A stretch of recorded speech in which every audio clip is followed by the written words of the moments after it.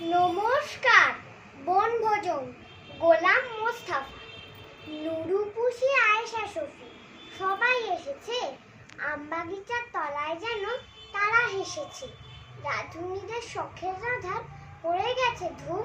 বৈশাখ মাসের এই দুপুরে নাইকো কারোর ঘুম। বাপমা তাদের ঘুমিয়েছে এই সুবিধা পেয়ে।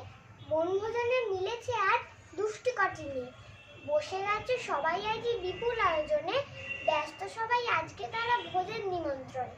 কেউ বা বসে হলদি বাটি, কেউ বা রাধে ভাত, কেউ বা বলে দুধ তুলছে, পুড়েই গেল হাত। বিনা আগুন দিয়ে তাদের হচ্ছে যদিও রাধা, তবুও সবার দুই চোখেতে ধোঁয়া লেগেই কাটা। কোরমা পোলাও কেউ বা নাচে, কেউ বা চাখে নুন, অকারণে বারে বারে হেসেই বা কেউ খুন। রান্না তাদের শেষ হলো যেই গিন্নি হলে নুরু, এক লাইনে সবাই বসে করলে খাবার শুরু। ধুলোবালির কোরমা পোলাও মারছে কাদার পিঠে, মিছিয়ে মিছিয়ে খেয়ে সবাই বলে বেজায় মিছে।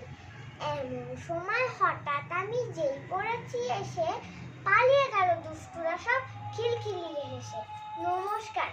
আপনাকে যেই বনভোজনটা পাঠালাম সেইটা আপনার ভালো লাগলে একটা কমেন্ট দেবেন। নমস্কার।